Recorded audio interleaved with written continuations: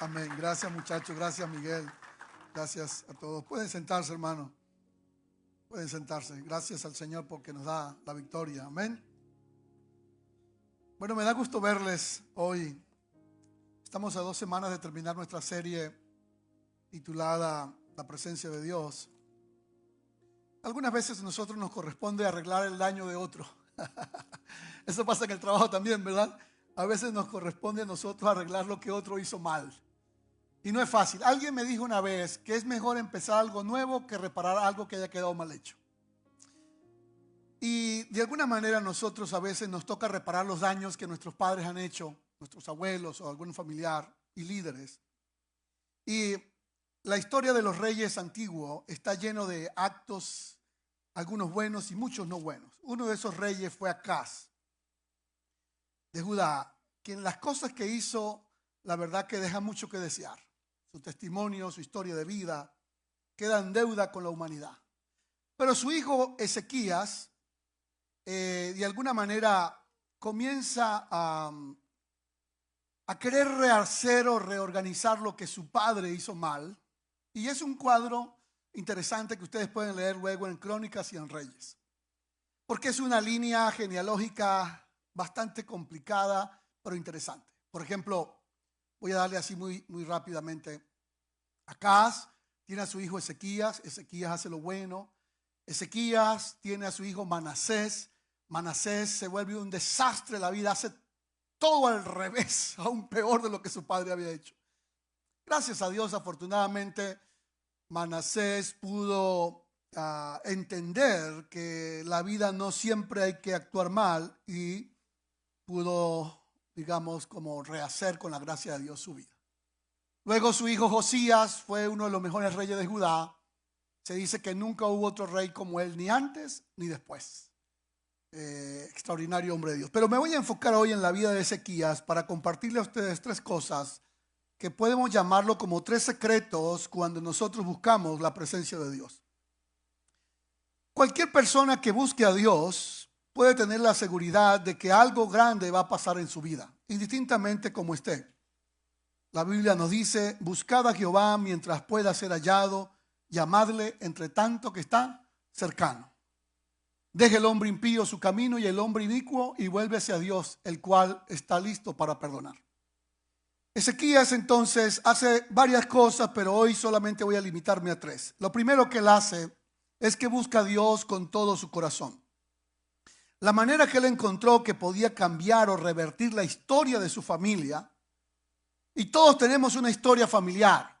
Si usted conoce algo de su familia, puede hacer varios recursos. Uno puede ser lo que llamamos un mapa o un árbol genealógico, y usted puede mirar toda la línea de sus abuelos, bisabuelos, tatarabuelos y mirar.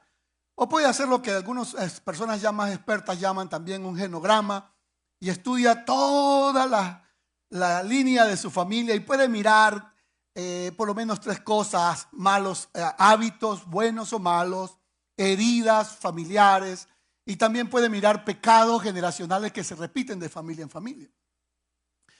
Ezequías encuentra que su padre ha hecho demasiadas cosas malas, y él lo primero que empieza a hacer es buscar a Dios de todo corazón. Y en esa búsqueda de todo corazón a Dios, en 2 de Crónicas 29, la primera cosa que él empieza a hacer es vivir o experimentar lo que podemos llamar una etapa de santificación. Que lo que él está viviendo hoy día en gran parte se debe a lo que sus padres hicieron. Indudablemente que nosotros no le podemos echar la responsabilidad de todo a nuestros padres. Nosotros somos responsables. Esa es la teología de Ezequiel. El profeta Ezequiel dice: bueno, cada quien pagará por su pecado. Pero no podemos ignorar que todos tenemos una historia de nuestros padres. Y eso es lo que pasa con él. Entonces él descubre que el problema que está viviendo ahora Judá se debe a las malas prácticas que hicieron sus padres. Entonces él hace esto. Dice en el versículo 3: él abrió las puertas de la casa de Jehová y las reparó. Y esta parte que dice Crónica también lo escribe el cronista en Reyes. Se cree que fue Esdras el que escribió estos libros, y algunos suponen que fue Samuel. Pero quien quiera que haya sido, dice que la primera tarea que hizo Ezequías fue reparar las grietas de la casa de Dios. Ahora, cuando pensamos en la casa de Dios, nosotros inmediatamente pensamos en la iglesia como una estructura física. Pero el apóstol Pablo, escribiendo, dice en Corintios que nosotros somos templo y morada del Espíritu Santo de Dios. Así que la primera tarea de él es darse cuenta las grietas que tenía la construcción del templo y cómo se estaba deteriorando. Una pregunta que podemos hacernos nosotros es: ¿cuáles pueden ser las grietas que están afectando su propia vida y que quizás usted no se ha detenido a mirarlas? Pueden ser grietas del mal carácter. A veces somos muy precipitados para hablar, muy apresurados, nos desesperamos muy a menudo, contamos las cosas muy rápidamente. Pueden ser grietas en la relación matrimonial. Pienso que cada matrimonio, cada familia debe revisarse. Dice el apóstol Pablo en 1 Corintios capítulo 11, que todos debemos examinarnos a nosotros mismos. Dios nos examina a nosotros, pero también es una tarea de nosotros. El salmista David en el Salmo 51 dice: examíname, oh Dios. Ese es un examen más profundo, obviamente. No puedo decir esto sin pensar en el médico, porque es verdad que uno puede hacerse un chequeo y decir, bueno, yo siento esto y siento eso y me parece que los síntomas que tengo es causa de esto. Pero el diagnóstico del médico y un estudio más profundo puede arrojar una evaluación más precisa.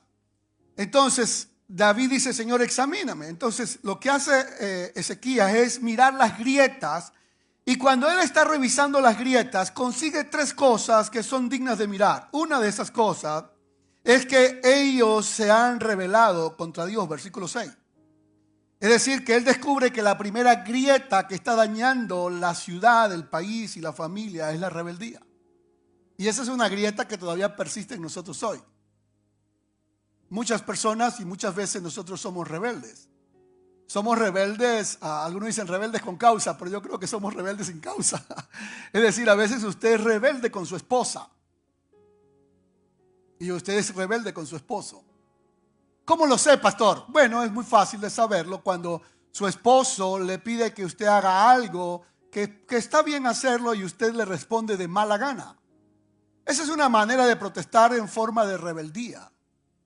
Cuando también los padres le piden a los hijos que hagan algo y no responden bien, entonces es una forma de mostrar rebeldía hacia los padres. Igual a los líderes en el trabajo.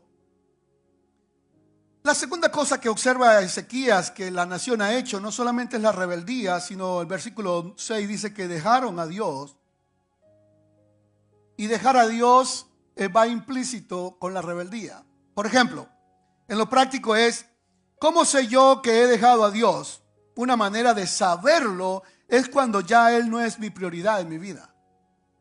Cualquier cosa puede ser tu prioridad.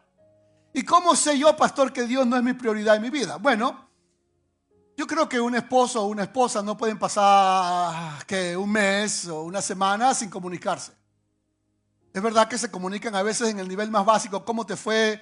Está lloviendo, pagaste el bill, fuiste a la escuela. Eso es la comunicación básica que hacen todos. Pero una comunicación del corazón más profunda es: mi amor, ¿cómo te sientes? ¿Cómo estás hoy? ¿Cómo está tu estado de ánimo? ¿Cómo van tus cosas? Cuéntame, háblame un poco más. Pero hay algo más. Una manera de nosotros saber que no hemos dejado a nuestra esposa, a nuestra familia, es cuando nosotros tenemos citas planeadas con ellos. Por ejemplo, si usted como esposo o esposa pasa un año y nunca hace una cita con su pareja o con su familia, pues es una muestra de que algo no está bien en sus prioridades. Por lo menos un matrimonio debería decir al mes: bueno, vamos a tener una cita, vamos a cenar juntos este viernes que viene.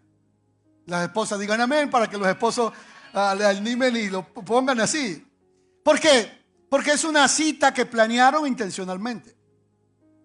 Quien es mi mentor, uno de mis mentores, el doctor Giacomo Gasset, me dice que una manera bonita de hacer esto es uno poner una cita con Dios. Por ejemplo, un día a la semana, a una hora específica, usted siempre se encuentra con Dios. Bueno, yo no sé quiénes tienen hábitos para dormir. En lo personal tenemos un hábito de dormir siempre a una misma hora. Eso funciona también para su relación con Dios, de que usted pueda decir: Señor, todos los días o al menos los días viernes a las 7 de la mañana yo me voy a encontrar contigo. Si no le estoy pidiendo que lo haga todos los días, Pero si usted puede poner una cita con Dios una vez por semana, a una hora específica, donde usted sepa que ese día se va a encontrar con Dios, es una manera de mostrarle a Dios respeto. Hay un autor de hace muchos años que se llamó el hermano Lorenzo, que escribió un pequeñito libro muy famoso, reconocido, La presencia de Dios.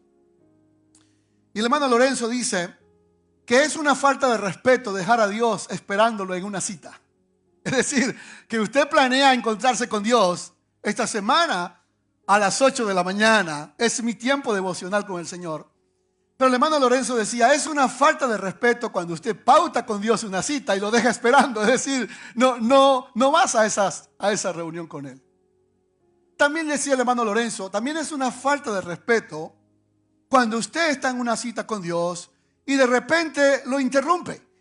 Estaba hablando con Dios en oración y sonó su teléfono y usted miró el mensaje o miró el correo electrónico o miró. Es una falta de respeto y consideración. Entonces, van dos cosas que Ezequías se dio cuenta. Uno, esta nación es rebelde. Mi papá fue rebelde. Dos, mi papá también dejó a Dios.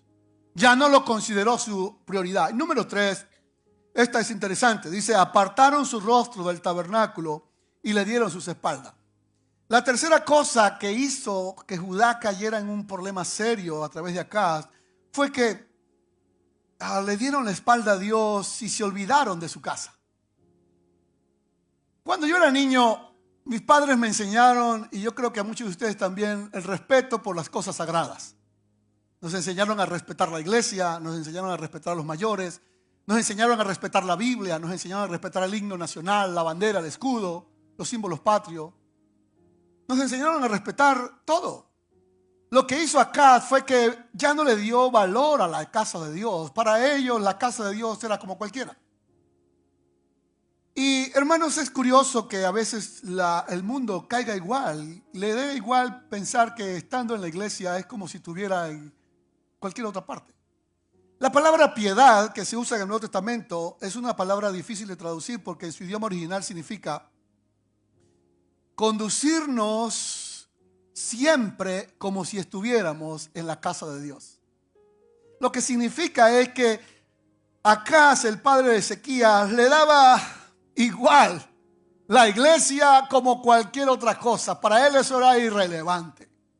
Así que Ezequías tuvo que hacer tres cosas. La primera fue reconocer que había rebeldía, reconocer que habíamos dejado a Dios y reconocer que la casa de Dios era como cualquier cosa. Ustedes, yo sé que han leído la Biblia. ¿Recuerdan aquel día en que Jesús llegó al templo y consiguió vendiendo palomas dentro del templo? ¿Lo recuerdan? Jesús estaba ahí. ¿Jesús qué hizo?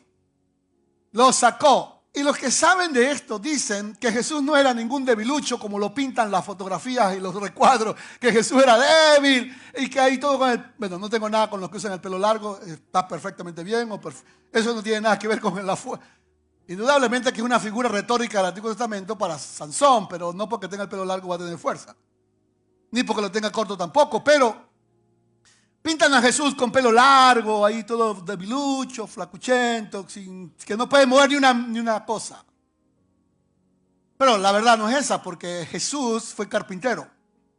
Y los carpinteros de ese tiempo eran expertos en la madera y expertos en las piedras. Los carpinteros, la palabra carpintero viene de una palabra en griego que se escribe tectón, que era alguien que se especializaba en trabajar la madera, pero le traían a los aserraderos troncos grandes y ellos tenían que moverlos para darle forma y trabajaban la piedra. Y una de las piedras que hacían los expertos como Jesús eran las piedras de molino, que esas piedras eran las que usaban para mover y poder sacar el agua o hacer cualquier cosa. Piedras impresionantes. Así que Jesús, cuando miró esa venta de palomas en el templo, no fue con amor y a ver si puedo, alguien me ayuda. Era ahí prácticamente como un karateca. Una vez fue una sola y volteó esas mesas, las partió y ningún débil estaba ahí. Ese es Jesús. De manera que Jesús dijo en esa ocasión, mi casa, digámoslo junto conmigo, diga, mi casa, casa de oración será llamada. La pregunta que les haría hoy es, ¿qué cosas ustedes y yo tenemos que mirar? Uno es santificarnos, mirar las grietas, revisar La otra cosa es hacer un pacto con Dios. Y esto lo hizo él en el versículo 10 del capítulo 29. ¿Pueden leerlo conmigo en voz alta? Ahora pues, todos conmigo en voz alta. Ahora pues, yo he determinado hacer pacto con Dios para que se aparte su ira de nosotros. Hijos míos, no se engañen, porque el Señor nos ha escogido para 3 cosas, a ustedes y a mí. 1, para que estemos delante de Dios. 2, para que le sirvamos. 3, para que seamos sus ministros. Y 4, para que le adoremos. Amén. ¿Alguien alaba a Dios conmigo? Anímense conmigo. El Señor, Ezequías, está haciendo un pacto con Dios para que se quite la ira. Pero no es un pacto como se escucha mucho por ahí en los argot cristianos, de que vamos a hacer un pacto para que Dios me dé una casa, yo le doy $10,000 al Señor y el Señor me devuelve $1,000,000 y compramos a Dios con dinero. Dios no es así. Si hay algún pacto que podemos hacer es este. Tiene 4 partes el pacto. ¿Cuál es? Señor, que yo ande siempre delante de ti. 2, que yo te sirva a ti. 3, que sea tu ministro, Señor. Y 4, que siempre te adore. Amén.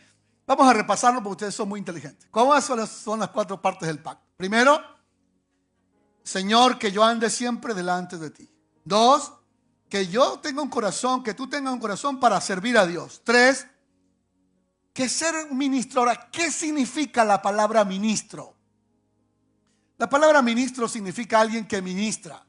¿Y qué significa alguien que ministra? Alguien que suelta las cargas de otro. Usted cuando está escuchando a alguien, escucha a alguien, como decía Dietrich Bonhoeffer. Ya decía Dietrich Bonhoeffer que cuando uno escucha a alguien, es como cuando está escuchando a Dios. Cuando usted escucha a alguien atentamente, reverentemente y respetuosamente, usted lo está ministrando porque está soltando ¿qué? Sus cargas. Y la persona a quien usted escucha dice, ay, gracias hermano, sentí que me quité una carga de encima. Usted lo ministró. La palabra ministro también tiene otro significado, pero este es el que vamos a usar hoy. Y luego brindar adoración al Señor. La segunda cosa que quiero enfocarme hoy es aprender a celebrar la presencia de Dios. Digámoslo conmigo, aprender a celebrar la presencia de Dios. Ezequías no celebró hasta que no ordenó. Música paga no suena, dicen en nuestro país. Ezequías no celebró hasta que no ordenó la casa.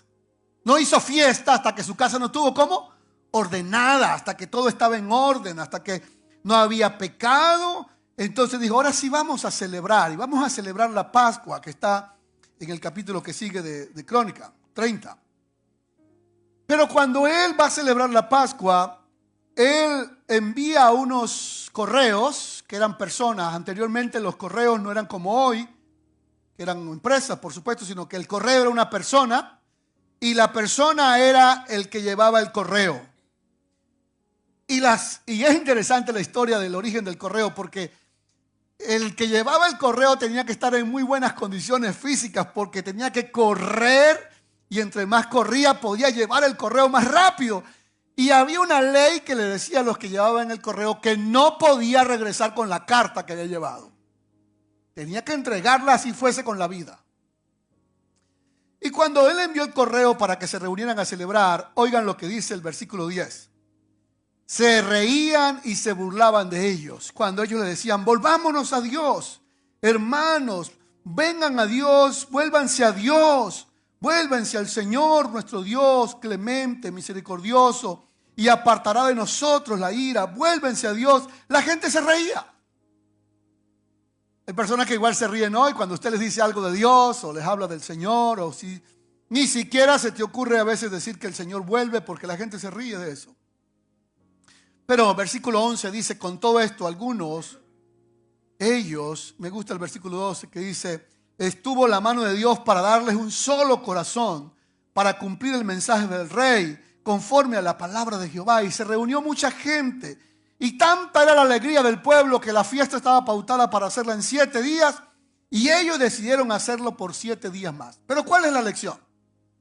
La lección de esto es que anteriormente, en el Antiguo Testamento, la manera de celebrar, de purgar los pecados, de sentir de que Dios los había perdonado, era ofrecer sacrificios. Y sacrificios implicaba un cordero, una oveja, En esa fiesta murieron miles de corderos, porque era una fiesta grande para celebrar la bendición del Señor, pero también de alguna manera sentir de que Dios nos ha perdonado nuestros pecados. Lo interesante es que si usted va a Hebreos, por favor, capítulo 8, dice la Biblia, y capítulo 7, dice la Biblia que, versículo 16 del capítulo 7 de Hebreos, dice que el Señor fue constituido sacerdote. El versículo 25 del 7, por lo cual también debe salvar perpetuamente a los que se acercan a Dios, viviendo para siempre. Por tanto, Jesús es hecho mediador de un mejor pacto. Los otros sacerdotes llegaron a ser muchos debido a que por la muerte no podían continuar. Leemos juntos el 24 del capítulo 7. Pero hablando de Jesús, por cuanto permanece para siempre, tiene un sacerdocio inmutable, por lo cual también puede salvar perpetuamente a quienes, díganlo conmigo en voz alta, el Señor Jesús puede salvar perpetuamente a los que se acercan a Dios, viviendo para siempre para interceder por nosotros. Porque el tal sumo sacerdote, hablando de Cristo, nos convenía, santo, inocente, sin mancha, apartado de los pecadores y hecho más sublime que los cielos. Dan gloria al Señor por eso. Mira lo que dice ahora el capítulo 9 del mismo que estamos leyendo. Pero cuando ya presente Cristo, sumo sacerdote de los bienes venideros, por el más amplio y más perfecto tabernáculo, no hecho de mano, es decir, no de esta creación, ni por sangre de machos cabríos ni de becerros, hablando de todo lo que tenían que llevar para la Pascua, sino, conmigo en voz alta, sino por su propia sangre, entró una vez para siempre en el lugar santísimo, habiendo obtenido eterna redención. Porque si la sangre de los machos, de los corderos, y la ceniza de la becerra rociaba a los inmundos, santificaban para la purificación de la carne, leemos juntos el 14. ¿Cuánto más Hebreos 9:14, cuánto más la sangre de Cristo, el cual mediante el Espíritu Eterno se ofreció a sí mismo sin mancha a Dios? Todos conmigo díganlo en voz fuerte: limpiará nuestras conciencias de obras muertas para que sirvamos al Dios vivo. Aleluya. Ya no hay que hacer tantos sacrificios, becerros, vacas, corderos. Ahora el sacrificio lo hizo ¿quién?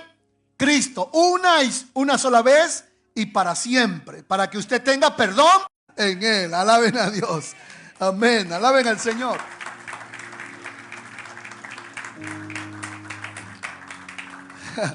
Yo creo que si el Señor Jesucristo no hubiese venido y todos tuviéramos que hacer lo que hacía el Antiguo Testamento, hermanos, todos estaríamos pero quebrados, porque ¿de dónde sacamos ovejas y corderos? Pero Cristo, el Cordero perfecto, murió por ti, por mí una sola vez y para siempre, para hacerte libre del pecado. Esta mañana en el primer servicio, un jovencito me preguntó: pastor, si yo peco, ¿cómo hago? He estado pecando mucho y ¿qué debo hacer? Primera de Juan 1:9 dice: si pecaremos, abogado tenemos para con el Padre, a Jesucristo el justo. Y todos levantamos la mano derecha al cielo conmigo y digan, levántala hermano, levántala, diga: la sangre de Jesucristo, su Hijo. Amén, amén. Entonces hoy hemos aprendido ya dos cosas. Primero, que hizo Ezequías en el secreto de buscar a Dios fue buscarlo de todo corazón. No buscando para que la gente te aplauda o te diga. No, él decidió buscar a Dios. Se obstinó de la condición en que vivía él y su pueblo por causa de los pecados de sus padres. Dos, decidió celebrar la presencia de Dios a través de la Pascua. Nosotros lo hacemos siempre y hoy lo hicimos a través de la cena del Señor. Número 3. Esta tercera es muy importante que ustedes la tengan en cuenta. Vamos a decirla juntos. Ezequías aprendió, vamos conmigo, diga, Ezequías aprendió que los tiempos difíciles se enfrentan juntos. Amén. Él aprendió que los tiempos difíciles, tiempos de prueba, hay que enfrentarlos unidos. Quiero que escuchen esto. Cada vez que usted decide ordenar su casa y su vida personal, mueve el mundo. Hay un caos alrededor suyo y de alguna manera parece como una de las leyes de la termodinámica, que cuando uno deja de arreglar algo, eso se va deteriorando por su propio peso. Entonces, cuando usted decide honrar a Dios y poner orden en su vida personal, mueve lo que está a su alrededor. Se sacude. Entonces se le vino encima a Ezequías la mayor prueba de su vida. El rey más poderoso de la tierra era Senaquerib, que reinaba Siria, y él vino contra él y mandó a sus embajadores que se pusieron en el muro y desde el muro gritaban en lengua judía o la lengua que hablaban los judíos, quizás en el hebreo de ese tiempo. Les decía: no confíen en Ezequías, porque él les dice a ustedes que el Dios del cielo los va a guardar y los va a librar. Pero Ezequías le miente. No confíen en él, porque aunque Ezequías vaya a buscar ayuda a Egipto, nadie lo va a librar de mi mano. Y entonces los ayudantes del rey Ezequías le dijeron a estos hombres: por favor, no nos hablen en la lengua de que entienden los hermanos, hablen en arameo, que nosotros hablamos arameo. Pero estos enviados del rey asirio le dijeron: nosotros hablamos en la lengua que nos dé la gana y todos tendrán que escuchar.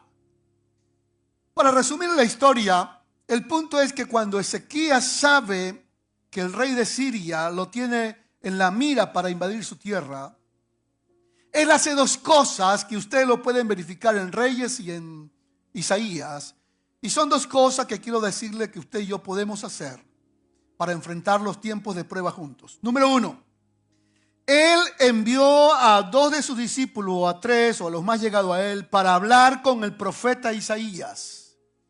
Y le dijeron al profeta Isaías: Isaías, estamos en una situación tan difícil que estamos como la mujer que va a dar a luz pero no tiene fuerza para parir. Por favor, interceda por nosotros ante Dios para ver si Dios actúa a favor de nosotros y nos libra de la mano de Senaquerib. El profeta Isaías le respondió: ve tranquilo, díganle a Ezequías que no se preocupen, que Dios los va a librar. Pero la segunda cosa que hizo Ezequías en el tiempo de angustia fue que el rey Senaquerib no se quedó quieto con eso, sino que le envió cartas de nuevo amenazándolo, intimidándolo. Ezequías agarró las cartas de intimidación y de miedo y se fue al templo del Señor y las colocó sobre el altar y se arrodilló al Señor y oró a Dios pidiendo misericordia por esas cartas amenazantes que estaba recibiendo. Imploró el favor del Señor. Y la manera como él oró es una manera tan tremenda. Quiero que lo mires en tu Biblia. Mas el rey Ezequías, algo curioso para los que les gusta el estudio de la Biblia que les puede ayudar un poco. Si usted lee en Reyes y lee en Isaías, dice que Ezequías buscó la ayuda de Isaías. Pero el cronista que escribe esto dice que ellos dos oraron. Mas el rey Ezequías y el profeta Isaías oraron por esto. Clamaron al cielo y el Señor envió un ángel, el cual destruyó todo valiente forzado y a los jefes capitanes del campamento del rey de Asiria. Este se volvió por tanto avergonzado a su tierra y entrando en el templo de su Dios, allí lo mataron a espada sus propios hijos. Así salvó Jehová a Ezequías y a los moradores de Jerusalén de mano de Sennacherib, rey de Siria, y de la mano de todo, y le dio reposo por todos lados. Y muchos le trajeron ofrenda a Jehová, ricos presentes, y fue engrandecido delante de todas las naciones después de esto. Y usted dice, amén. Hermanos míos, ¿qué fue lo que salvó a Ezequías de la segura invasión de los sirios? La respuesta del Dios Todopoderoso. La misma mano que salvó a él, que te está puro y necesito su apoyo y su oración. Esta batalla externa es aquella que nosotros no controlamos. Pero ahora fíjense lo que pasó. Ya Ezequías ha ganado la batalla externa. Sennacherib muere en manos de sus propios hijos. Pero viene una segunda batalla, que es la batalla interna de nosotros, con la que más luchamos en la vida. La más difícil de todas. En la batalla interna, usted puede leer en Segundo de Reyes y usted encuentra algo tremendo. En aquellos días, capítulo 20. En aquellos días, Ezequías cayó enfermo, de muerte. No era un dolorcito de cabeza, era de muerte. Y vino a él el profeta Isaías, hijo de Amós, y le dijo: el Señor te dice así, Ezequías, ordena tu casa porque morirás y no vivirás. Querida familia, no sé si es bueno o no, pero sería hasta bueno. Aunque hay un autor que se llama Matthew Henry que dice, un comentarista bíblico que dice que es mejor que no. No sé si sería bueno que Dios nos dijera el día que ya no vamos a ir de esta tierra. Pero la verdad que no lo sé. Pero es el único personaje, o al menos que tengo recuerdo hoy en esta prédica, en la Biblia, a quien Dios le dice así: ordena tu casa porque morirás. Una pregunta que me hago yo y que se hace usted: bueno, Ezequías ya había derribado todos los altares que su padre había hecho. Se había santificado. Había puesto en orden toda la casa del Señor. Se había vuelto a Dios de todo corazón. Pregunto. Y Dios le dice: ordena tu casa porque vas a morir. La pregunta obvia, ¿cuál es? ¿Qué más tengo que ordenar? Con razón el salmista David dijo en una oportunidad: Señor, líbrame de los pecados que me son ocultos. A veces batallamos con pecados ocultos que están escondidos en nuestra mente y nuestra imaginación. Arrogancia, altivez. Un autor llama que hay 3 cosas con las que batallamos: las heridas que traemos de la infancia, los pecados que hemos cometido y los malos hábitos que hemos aprendido. Dios le pidió a Ezequías que ahora, escuchen por favor, no mirara hacia afuera, sino mirara hacia su corazón. Oigan por favor, y revisara si todavía él lo tenía a él en primer lugar, si Dios era su prioridad. Ordena su casa no se refiere al reino, ni al gobierno, ni al país. No se refiere a las cosas que tú haces, tu trabajo, tu profesión o oficio. Ordena tu casa ahora se refiere más al templo personal, su vida íntima, a su vida, sabiendo que hoy puede ser el último día de su vida y que puedas morir en paz. Que puedas partir de esta tierra y decir: Señor, estoy en paz con todo. Sabes que cuando tú llegas a una profundidad con Dios, Dios te muestra cada vez más su pecado. Pero escuchen, no solo su pecado, sino su gracia y su perdón. Cuando usted se acerca a Dios, hace como Pedro, que dice: Señor, apártate de mí, que soy un hombre pecador. Ahora, con esto voy a cerrar el sermón de hoy. Entonces él volvió su rostro a la pared y oró a Jehová y dijo: te ruego, Jehová, te ruego que haga memoria que he andado delante de ti en verdad y con íntegro corazón, y que he hecho las cosas que te agradan. Y lloró Ezequías con gran lloro. Alaban a Dios. Este hombre creo que ya había ordenado su vida con el Señor. Y le pudo decir: Señor, yo he andado en integridad. Quiero que suba delante de ti y tengas memoria de todo lo que yo he hecho para ti. Dios, si puedes hacer algo todavía por mí, darme un poquito más de tiempo para vivir.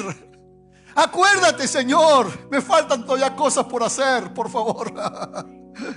Y mira cómo le respondió nuestro Señor, tan hermoso y lindo que es nuestro Dios. Antes que Isaías saliese a la mitad del patio, vino palabra de Jehová a Isaías diciendo: vuelve y dile a Ezequías: así dice Jehová, el Dios de David tu padre, yo he oído tu oración, he visto tus lágrimas, y he aquí que te sano, y al tercer día subirás a la casa de Jehová. Póngase de pie.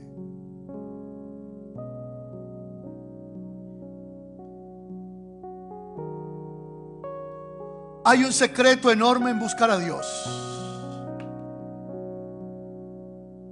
Búscalo con un corazón comprometido con Él. Haga un pacto con Dios de buscarlo y encontrarte con Él a un momento preciso del día y tener una cita con Dios. Segundo, recuerda celebrar la presencia de Dios a través del recuerdo visible de lo que Cristo hizo por ti en la cruz. Y que ya no tienes que pagar sacrificios, penitencias para obtener la salvación y el perdón.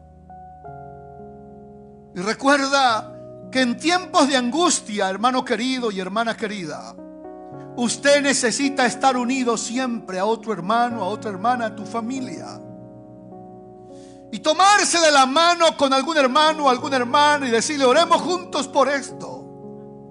Y tenga la confianza de hablarle a Dios y decirle: Señor, yo he andado en integridad delante de ti.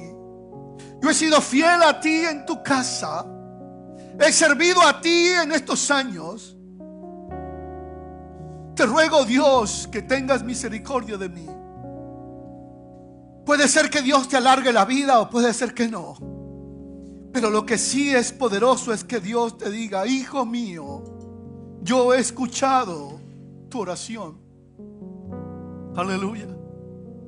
Aleluya. Yo creo que no hay una palabra más linda, hermano, que podamos escuchar de Dios que esa, que Dios te diga en esta mañana. Y Dios te lo dice en esta mañana a ti. El Señor te repite esas mismas palabras a ti. Y te dice: hijo, hija, el Señor le concedió a Ezequías 15 años más de vida. Hoy Dios está aquí en este lugar. Puede que usted esté